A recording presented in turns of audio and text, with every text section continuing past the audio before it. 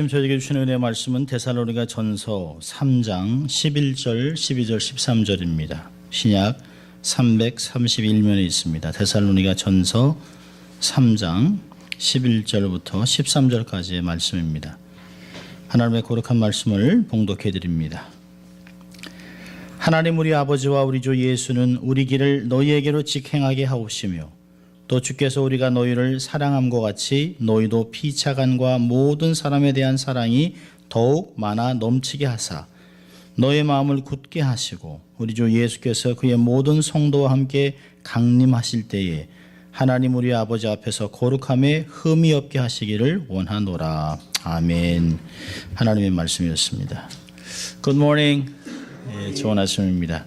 한번 또 양손을 가슴에 얹고 한번 두 번 외쳐볼까요? 나는 하나님의 특별한 사랑을 받은 사람이라고 두 번 해봅니다. 나는 하나님의 특별한 사랑을 받은 사람입니다. 나는 하나님의 특별한 사랑을 받은 사람입니다. 믿습니까 여러분? 우리 또 한번 같이 두 번 외쳐보죠. 하나님을 기쁘시게, 예, 사람을 행복하게. 예, 그렇습니다. 오랜만에 또 우리 보는 식구들 또 이렇게 또 사무엘 또 인수님 반갑습니다. 예.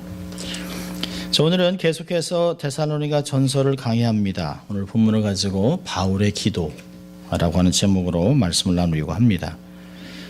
우리가 가끔 이런 이야기를 듣죠. 성경은 영혼의 양식, 기도는 영혼의 호흡. 그런 걸 보면 어느 것이 더 중요하다라고 우리가 가름할 수 있겠습니다만은 기도와 말씀은 우리 영성에 마치 철로같이 없어서는 안 되는, 어느 하나만 주장해서는 온전하게 균형을 이루고 영성을 이룰 수 없는 것을 이야기하는 것입니다.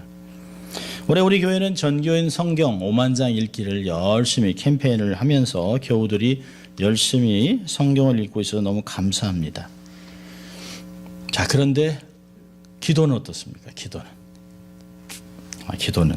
기도도 열심히 하고 있는지. 성경을 읽는 것보다는 기도하는 게 좀 훨씬 어렵습니다. 저 개인적인 목사로도 말씀을 읽고 묵상하고 연구하는 건 익숙한데 기도는 평생 익숙해지질 않습니다. 그래서 많은 학자들이 기도는 노동이라고 했습니다. 노동만큼 어렵죠.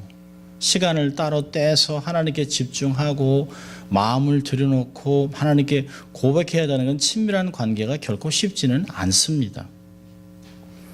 사실 부부라고 하더라도 아내가 여보 나하고 좀 얘기 좀 해 그러면 두렵지 않습니까? 남자들은 사실 뭐 그거보다 더 친밀한 관계가 없어야 되는데요. 늘 그 친밀한 관계 속에서 대화는 그렇게 쉽지는 않은 것 같아요. 아마 우리도 사실 하나님께 나가는 것이 아버지와 함께 친밀하게 자유롭게 편안하게 얘기를 해야 되는데 그러지 못하고 뭔가 어느 한순간부터 그분께 나가는 게 조금 거리감이 있는, 또 가까이 가기에는 조금 힘든 이런 모습들을 경험하기도 합니다. 현대는 기도 부재의 시대라고 부릅니다. 인터넷이나 SNS나 혼자만의 조용한 시간을 갖기가 어렵습니다. 가만히 앉아서 기도하려고 하면 쉴 새 없이 카톡 이렇게 막 올라옵니다. 또 그러다 메시지 오면 띵, 드르르 계속 이렇게 울려요. 그리고 전화를 이렇게 내려놓고 끄면 기도하려고 하면 내가 몇 개 미스했을까라고 하는 생각을 합니다. 그러니까 이 전화가 우리를 컨트롤하고 있어요. 잠시도 하나님과 조용한 친밀한 시간을 누릴 시간이 없어요.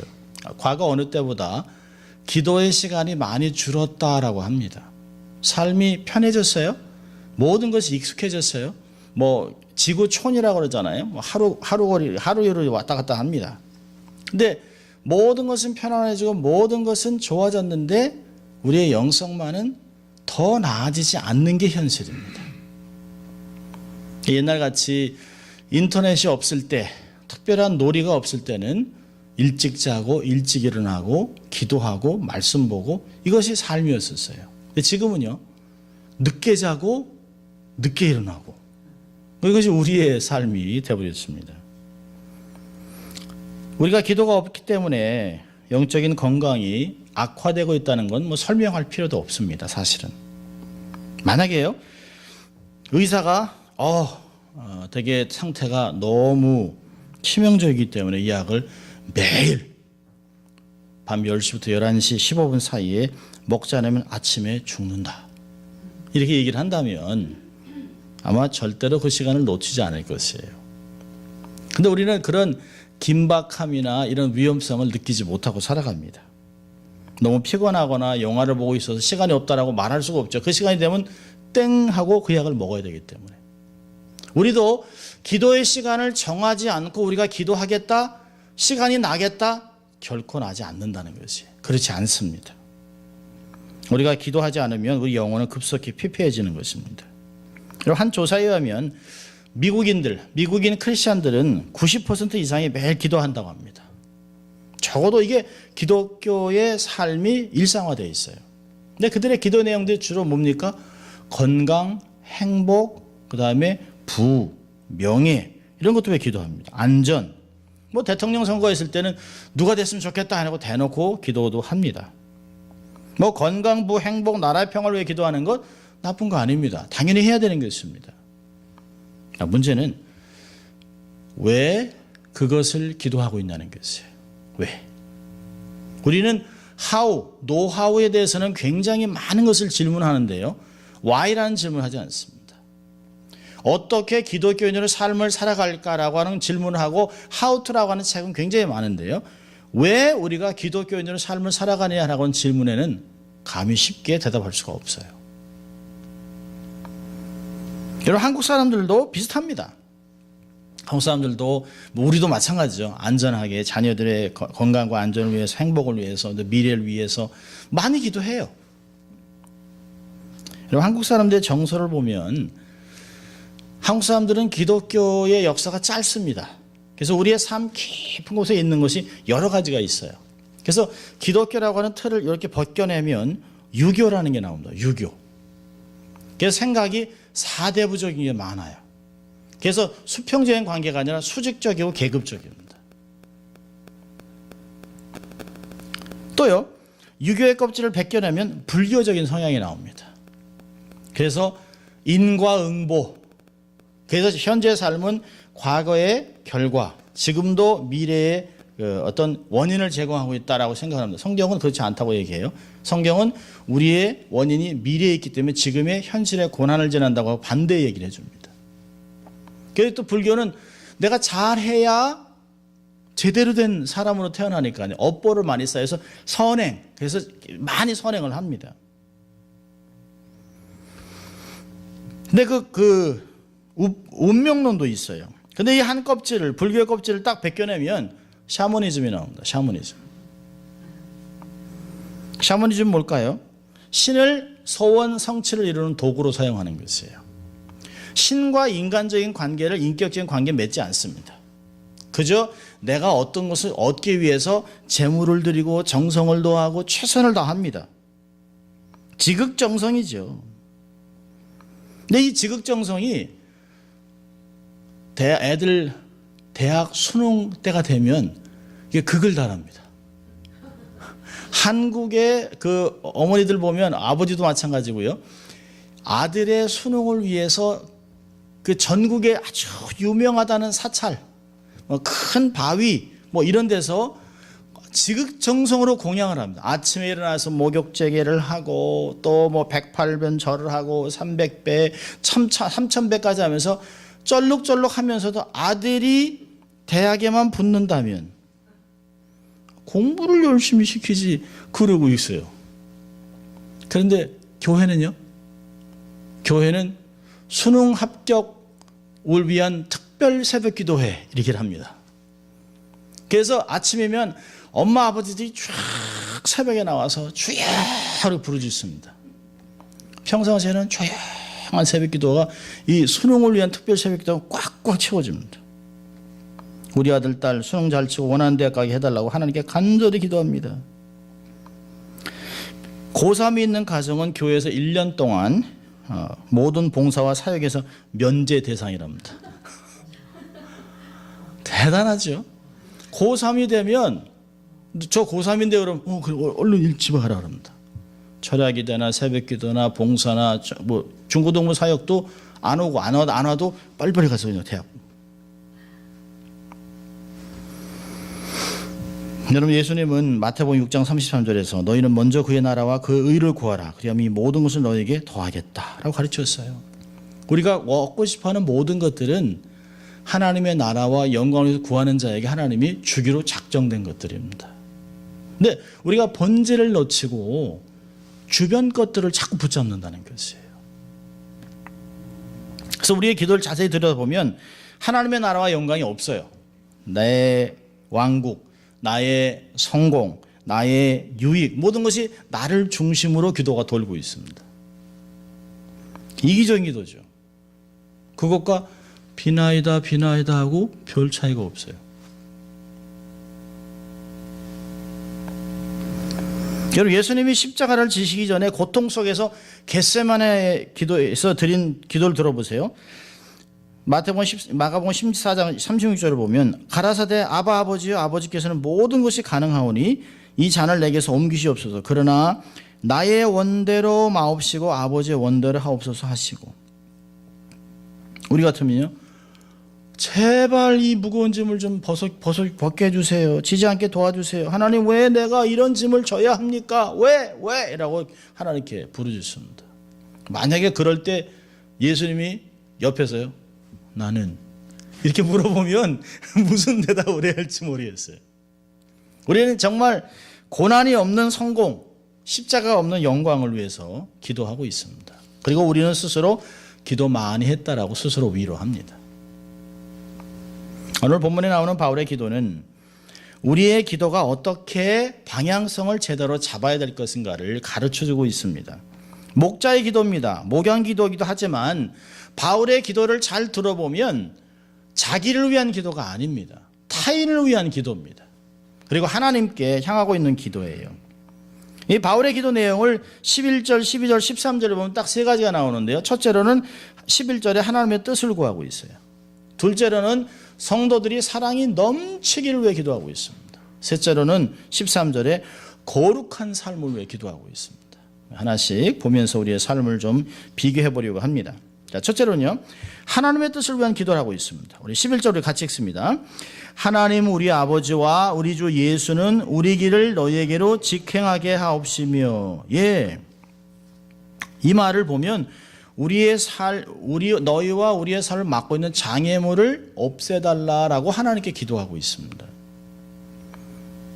이게 바울의 기도 내용을 통해서 데살로니가 교회 성도들을 만나보기를 원하는 마음을 우리가 읽을 수 있습니다. 얼마나 보고 싶겠어요. 그리고 자기가 못 가니까 디모데를 보냈어요. 디모데를 통해서 너무나 좋은 소식을 들었습니다. 좋은 소식을 들었으면 우리 대개 어떻게 할까요? 아이고, 이제 안 씁니다. 바울 얘기같이 이제 내가 살았다, 이제 됐다, 그래 이제 열심히 그렇게 잘 살아라 라고 할 텐데요, 오히려 그들이 성장하고 있다는 얘기를 듣고 더 보고 싶은 열망이 뜨거워지고 있습니다. 이걸 보면 바울의 심정은 아비의 심정입니다. 아비의, 선생의 심정이 아니에요. 세상의 스승은 많되 아비가 적다, 아비같이 그 데살로니가 교인들을 생각하고 있습니다. 생명을 걸었죠. 바울은 데살로니가 성도들의 생명을 걸었습니다. 그들이 복음의 열매죠. 하나님의 백성인 동시에 생명의 열매들로 영적인 자녀들입니다. 바울은 벌써 디모데를 통해 소식을 들었지만 그들을 보고 싶은 생각이 끊이지 않습니다. 점점 더 뜨거워져요. 그러니까 바울은 데살로니가 교회 성도들을 위해서 2장 19절 20절 보면 우리의 소망이나 기쁨이나 자랑의 면류관이 무엇이냐, 그의 강림하실 때 우리 주 예수 앞에 너희가 아니냐, 너희는 우리의 영광이요 기쁨이니라. 이 이야기를 들었을 때 데살로니가 성도들이 얼마나 기뻤어요. 이야, 우리같이 이렇게 어린아이 같은 신앙을 갖고 있는 우리들을 자기의 영광 면류관이라 생각한다라고 들었다라면 얼마나 기뻤겠습니까? 그럼 바울은 오늘 11절에 보면 데살로니가 교회를 방문하려고 할 때 방해하는 장애물을 제거해 주시기를 간구하고 있습니다. 한 가지로 얘기한다면 하나님 길을 열어주십시오 라고 기도하고 있습니다. 여러분, 사실 사도 바울이 가려면 왜 어떤 방법을 동원해서 갈 수 있겠죠. 변장을 해서 갈 수도 있겠고요, 다른 모양으로 갈 수도 있겠지만 그게 사람의 길이지 하나님의 길이 아니라는 것이에요. 하나님은 가끔 우리의 길을 막기도 하세요. 또 열어놓기도 합니다. 안 가려고 하는데도 열고 그쪽으로 몰아가실 때도 있어요. 우리가 원하는 대로 우리의 길을 가는 것이 아닙니다. 우리 권사님 두 분도 이렇게 인생을 이렇게 돌아보시면 지금까지 원하시는 대로 살았습니까? 아니요, 그렇지 않아요. 우리의 짧은 인생을 돌아봐도 내가 일로 가려고 계속 미는데 뭔가 자꾸 길이 안 돼요. 막혀요. 그래서 어쩔 수 없이 왔어요, 일로. 그리고 세월이 지나면서 처음에는 막 답답하고 낙심되고 좌절하고 원망하고 아니 왜 길을 막냐라고 했지만 돌아보고 나니까 아, 그 길이 맞았어요.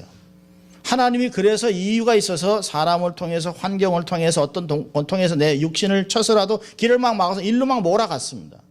이 길은 사망의 길이에요.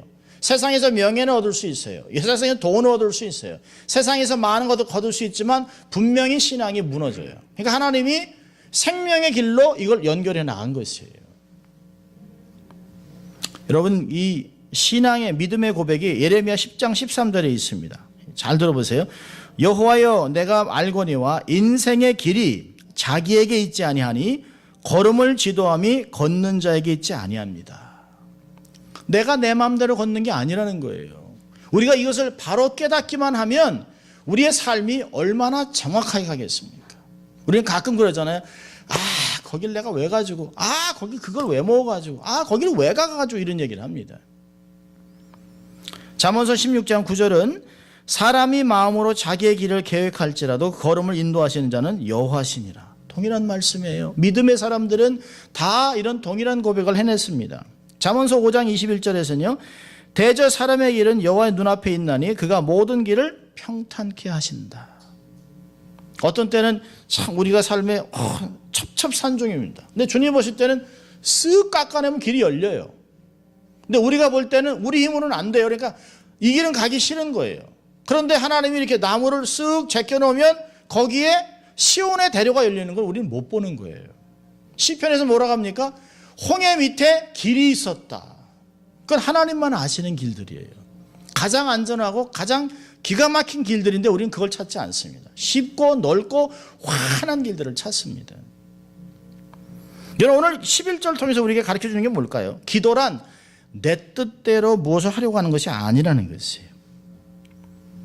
우리가 어떤 계획을 세우고 무엇을 하리라고 할 때에 하나님께서 허락하시면 이것도 하고 저것도 하겠다라고 야고보서는 이야기합니다.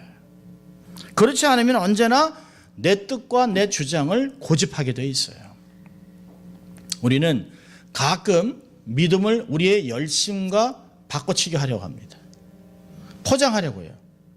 내 생각에, 내 기준에, 내 경험에 이게 맞아요. 지금까지는 맞아왔어요.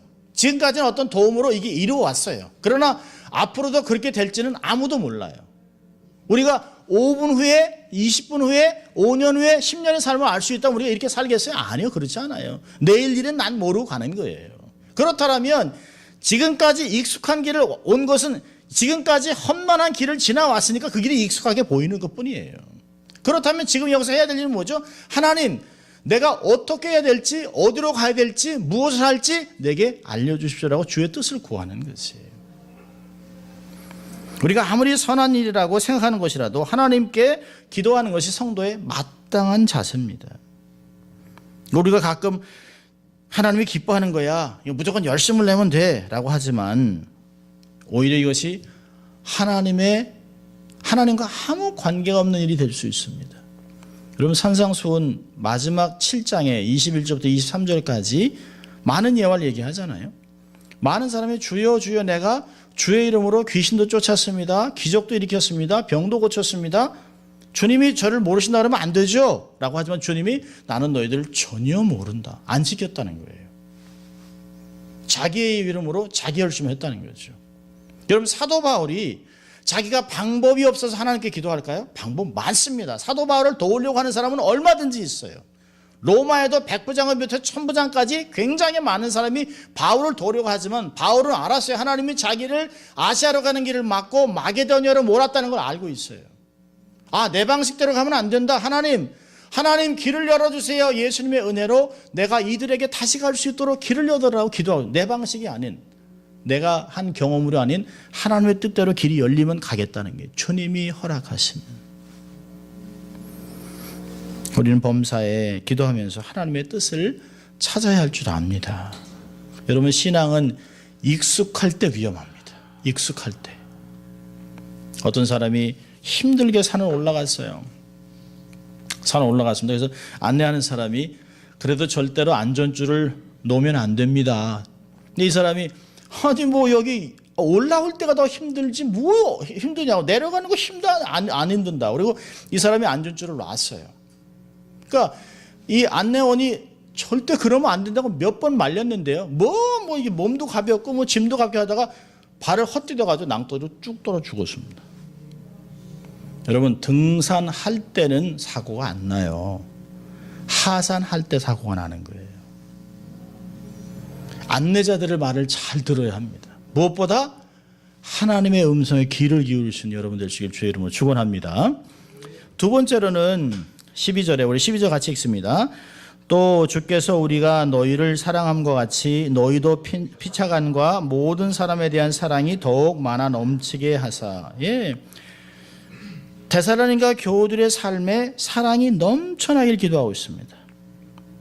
전방향적인 사랑. 근데 우리는 일방적인 사랑만 합니다. 사실은 모두를 사랑하기 위해서 기도하고 있어요. 바울은 데살로니가 교인들이 하나님을 사랑하는 그 사랑으로 조건 없는 사랑을 베풀고 사랑이 이웃에게도 넘어가고 그것이 결국엔 사회에 가서 안 믿는 사람도 하나님의 사랑이 뭔지를 경험하기를 원하는 것이에요. 축복의 근원이 되라, 축복의 통로가 되라라고 얘기하는 것이에요.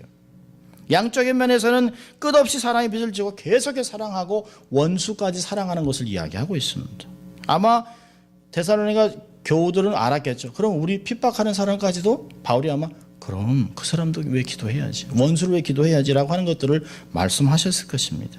그럼 인간적으로 우리가 스스로 사랑할 수 있는 사람이 아닙니다. 우리는 빚을 발할 수 있는 사람도 아니에요. 하나님의 빚을 받아서 다시 빚을 비추는 것이지 빚을 발산할 수 있는 사람이 아닙니다. 우리는 사랑을 할 수 있는 사람들이 아니에요. 사랑을 받기 전에는 결코 사랑이 뭔지 모르는 사람들입니다. 성경은 이야기합니다. 요한일서 4장 19절에 우리가 사랑함은 그가 먼저 우리를 사랑하셨습니다. 하나님이 우리의 사랑을 가르쳐 줬기 때문에 그 사랑을 그대로 실천해 나가는 것이에요. 주님 말씀하셨잖아요. 너희도 세상에서 이렇게 살아라고 말씀하시는 것이에요. 사람들은 본능적으로 죄성이 있기 때문에 남들을 조건 없이 사랑하기는 어렵습니다. 근데 무조건적인 하나님의 사랑을 경험하고 나니까 이게 진짜 사랑이구나 라고 하는 것을 경험하기 시작해요. 여러분, 사랑하려면 사랑을 먼저 받아들여야 합니다. 하나님의 사랑을 무조건적으로 받아들이세요. 그리고 깨달으세요. 어미새의 사랑이라는 그 글이 있습니다. 차디탄 지난 겨울 며칠간 영하의 날씨에 있었던 일이다. 아파트에 사는 한 가정에서 새 한 쌍을 선물로 받아 매일 아침 신선한 공기와 햇볕을 받으라고 초롱을 베란다에 걸어놨다가 저녁이면 들여오곤 하였다. 그동안 새는 자라서 어미새가 되었고 어미새는 어느덧 알을 품더니 2마리의 예쁜 새끼를 갖게 되었다. 그 새끼들은 초롱 속에 만들어둔 둥지에서 자라게 되었다. 그런데 어느 날 베란다에 둔 것을 깜빡 잊어버리고 영하의 날씨에 밤을 그냥 보내버렸다. 아침 옷에 새 초롱을 생각하고 허징두중 나가보니 아뿔싸 어미새는 둥지에 몸을 엎은 채로 얼어 죽어 있었다. 인간의 실수로 인해 생명을 잃게 한 것을 생각해 가슴을 치며 죽은 어미새를 집었더니 거기 얼어 죽은 어미새 밑에 새끼 2마리가 그대로 살아 있었다. 어미새의 지극한 헌신은 육체로 둥지를 덮어 얼어 죽으면서까지 남은 생명들을 사랑한 기막힌 얘기였다. 차가워지는 혈관을 의식하며 무엇을 생각했을까? 2마리의 새끼, 자기의 피와 살, 소망, 인생의 전부였던 새끼를 살리기 원했을 것이다. 여러분, 이 새끼들도 어릴 때 이 부모의 사랑을 받았어요. 그리고 이 안에 본능이라는 것이 작동을 하는 것입니다. 여인들은 약하지만 엄마는 강해요. 참 처녀 때는 뭐 깨끗한 거 얼마나 깨끗한 척합니까? 아우. 근데 애 낳으면 뭐 애들 먹던 거 다 집어먹고 막 그럽니다. 그리고 아이를 위해서라면 완전 슈퍼워먼이 되는 거죠. 그게 우리 안에 있는 본능이 살아나는 것이에요. 우리의 본능은 뭘까요? 죄가 아닙니다. 우리의 본능은 하나님의 사랑이 우리 안에서 터져 나오는 거예요. 우리가 성숙해지고 영적인 자녀를 낳고 자녀를 키우면서 그렇게 이기적이던 삶이 사랑을 경험하고 나니까 이 안에서 사랑의 본능이 나오는 거예요. 여러분, 우리 안에 이런 예수 그리스도를 믿고 나서 예수 그리스도의 본능이 우리의 삶에서 막 용솟치잖아요. 전에는 우습게 봤던 것이 불쌍히 여겨지고 사랑해주고 싶고 도와주고 싶고 베풀고 싶고 섬겨주고 싶은 마음들이 막 용솟치는 거예요. 내 안에 내가 사는 게 아니에요. 내 안에 그리스도가 살기 때문에 그렇습니다. 우리는 하나님의 무조건적인 사랑을 받았어요. 끊임없이 은혜를 받고 도움을 받고 살면서도 감사하지 않는 우리를 계속해서 사랑하시는 그 주님, 언제까지요? 우리가 철들 때까지, 영적으로 깨달을 때까지 주님이 계속 사랑해요. 이게 사랑이란다, 이것이 좋은 거란다, 계속 말씀하세요. 주님 우리에게 그렇게 살라고 하지만 우리는 사실상 무조건적인 사랑은 잘 못해요. 조건부적인 사랑에 익숙하기 때문에. 내가 보겠어. 잘하나 못하나. 잘하면 주고 아니면 관두고.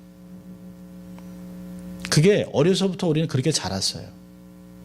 세상에서도 그렇잖아요. 잘하면 채용하고 아니면 자르고. 근데 그건 세상 것이에요. 하나님은 그렇지 않아요. 세상에서 얘기하는 그 성경에서의 조건부 사랑을 가장 정확하게 표현한 게 뭘까요? 부모의 사랑입니다. 부모의 사랑. 특별히 어미의 사랑이에요. 어미의 사랑. 우리가 조건부적인 사랑을 하면 세상은 익숙한 조건부 사랑을 거부합니다. 그거 세상에 더 많아. 그거 더 나은 거 얻을 수 있어. 그거 좀 돈 주면 이거보다 훨씬 나은 거 얻을 수 있어라고 얘기합니다. 우리가 정말 복음을 전할 때 조건부적인 사랑 갖고는 절대로 안 돼요. 무조건적인 사랑으로 우리의 복음을 묶어내지 않는다면 복음은 역사하지 못합니다. 그냥 꽹가리 같을 것이에요. 소리나는 꽹가리 같을 것입니다. 하나님을 사랑하고 그리고 그 사랑함으로 서로 사랑하고 이 사랑이 교회를 넘어 이웃과 세상에 흘러갈 때 우리가 전한 복음의 힘을 놀랍게 역사할 것입니다. 그렇다면 우리의 성숙은 뭘로 드러날까요? 사랑으로 드러나는 것이에요. 나의 영적인 성숙은 사랑함으로 증명되는 것입니다. 입으로만 말로만 사랑한다고 해서는 안 되는 것이에요. 형제들 우리가 말과 입으로만 사랑하지 말고 진실과 행함으로 서로 사랑하자라고 얘기하는 말이 정말 맞는 것이에요. 고린도전서 13장 4절부터 7절까지는 사랑을 이렇게 정의 내리고 있습니다. 사랑은 오래 참는다, 온유한다, 투기하지 않는다, 자랑하지 않는다, 교만하지 않는다, 무례행하지 않는다, 자기 유익을 굳지 않는다, 성내지 않는다, 악한 것을 생각하지 않는다, 오히려 불의를 기뻐하지 않고 진리와 함께 기뻐하고 모든 것을 참고 모든 것을 믿고 모든 것을 바라고 모든 것을 견디느니라. 우리의 사랑은 여기서 몇 개나 맞을까요? 모든 것을 따지고 모든 것을 안 믿고 우리가 이렇게 살지도 몰라요. 끝까지 따져가지고 못 견디잖아요. 사랑하니까 견뎌내는 거예요. 여러분, 어느 부모가 자식을 내치겠습니까? 자식이 죽을 때까지 그 자식을 위해서 애쓰는 부모가 왜요? 그건 사랑 때문에 그런 것이에요. 사랑 때문에. 자식이기 때문에. 우리가 그러한 사랑이 영적인 모성애를 갖기 시작하면 서로를 향해서 그냥 긍휼히 여기고 서로 도와주고 사랑하고 하면서 이것이 이웃을 흘러서 세상으로 나가면 그 사랑의 근원을 찾아 세상 사람들이 교회로 들어오게 돼 있다는 것이에요. 여러분, 교회 보세요. 세상이 교회에서 얼마나 많이 하는 일을 하는지 알고는 있어요. 사실은 쌀을 나눠주고 음식을 나눠주고 가난한 사람 도와주는 거 교회만큼 하는 사람이 없어요. 교회만큼 하는 단체가 없어요. 그런데요, 행위의 삶이 따라가질 않잖아요. 바울은 이야기합니다. 너희들의 삶에서 사랑이 막 차고 넘치면 그 세상으로 흘러가게 될 것이라고 얘기하고 있어요. 자, 세 번째로는요. 세 번째로 13절에 거룩한 삶을 살기로 기도하고 있습니다. 13절 같이 읽습니다. 너의 마음을 굳게 하시고 우리 주 예수께서 그의 모든 성도와 함께 강림하실 때에 하나님 우리의 아버지 앞에서 거룩함에 흠이 없게 하시기를 원하노라. 예. 바울은 성도의 사랑에 풍성해져서 마음을 굳게 하고 주님이 강림하실 때 흠이 없이 거룩하게 거룩한 신부로 설 수 있기 위해 기도하고 있습니다. 그게 목표 아니겠습니까? 우리의 신앙의 목표가 뭘까요? 구원이 아닙니다. 구원은 시작입니다. 우리의 신앙의 목표는 주님 앞에 신부로 서는 것이에요. 신부로. 거룩한 신부로. 그리고 그분과 함께 영원토록 세상을 다스리고 섬기는 것입니다. 데살로니가 성도들뿐만 아니라 모든 성도들을 위한 바울의 기도일 것이에요. 여러분이 거룩해지기를 기도한다. 거룩한 신부로. 주님이 분명히 강림하실 텐데 그 강림하실 때 흠없이 서기를 바라는 것이에요. 데살로니가전서 5장 23절에 가서 이런 말을 동일하게 합니다. 평강의 하나님이 친히 너희로 온전히 거룩하게 하시고 또 너의 온 영과 혼과 몸이 우리 주 예수 그리스도에 강림하실 때에 흠없게 보존되기를 원한다. 이 바울의 마음이에요. 베드로도 마찬가지입니다. 베드로후서 3장 14절에 보면 베드로는 너희가 주 앞에서 점도 없고 흠도 없이 평강 가운데 나타나기를 힘쓰라. 전혀 그냥 되는 게 아니에요. 우리는요 가만히 있으면 먼지가 생겨요. 희한하죠. 바람도 안 들어와요. 괜찮은데 피아노도 이렇게 지나가다 쓱 하면 먼지가 있어요. 아무것도 아니에요. 저절로 우리의 삶에 쌓이는 것들이 세상에요. 가만히 지나가면 들리는 게 있잖아요. 보이는 게 있잖아요. 안 보려고 해도 다 보여요. 들려요. 느껴요. 손에 닿아요. 발에 묻어요.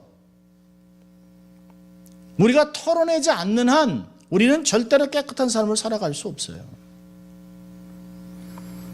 자, 우리가 어떻게 이런 흠이 없이 주 앞에 나타나려면 어떻게 해야 될까요? 첫째로 거룩한 삶을 살기 위해서는 마음을 말씀에 뿌리를 내려야 합니다. 시냇가 심기운 나무같이. 골로새서 2장 6절 7절에서는 자세하게 말합니다. 너희가 그리스도 예수를 주로 받았으니 그 안에서 행하되 그 안에 뿌리를 박으며 세움을 입어 교훈을 받은 대로 믿음에 굳게 서서 감사함을 넘치게 하라. 뿌리가 내려야 됩니다. 뿌리가. 믿음의 뿌리를 내려야 합니다. 우리가 말씀을 읽는 것을 정말 중요한 캠페인을 여기는 게 뭘까요? 우리의 심령이 인생에 폭풍이 불어도 바람이 불어도 비바람이 불어도 흔들리지 않고 서 있기 위해서 말씀을 뿌리에 내리는 작업을 하는 거예요. 두 번째로 우리가 어떻게 흠없이 주 앞에 설 수 있을까요? 하나님을 경외함으로. 고린도후서 7장 1절 보면 하나님을 두려워하는 가운데 경외하는 가운데 거룩함을 온전히 이룬다는 거예요. 여러분 하나님을 경외한다는 게 뭘까요? 의식하고 살아가는 거예요. 의식. 하나님이 불꽃 같은 눈으로 내 삶의 안과 밖을 다 보고 계시는데 최근에 아주 재밌는 게 있었어요. 유튜브에 재밌는 것들이 자꾸 올라와요. 어떤 인도에서 어떤 사람이 어떤 자전거를 고치는 사람 주머니에서 이렇게 싹 폰을 이렇게 숨겼습니다. 이게 폰을 쫙 빼서 이제 도둑질 하는데 CCTV에 딱 찍혔어요. 그러니까 CCTV가 자기를 딱 찍는 걸 보더니 잘못했다고 이렇게 얘기를 하고 그 셀폰을 툭 던져주면서 그 사람한테 아유 폰 떨어졌다고. 그 사람이 고맙다고 그랬는데 그 사람이 또 그래요. 그 앞에다 CCTV 앞에서.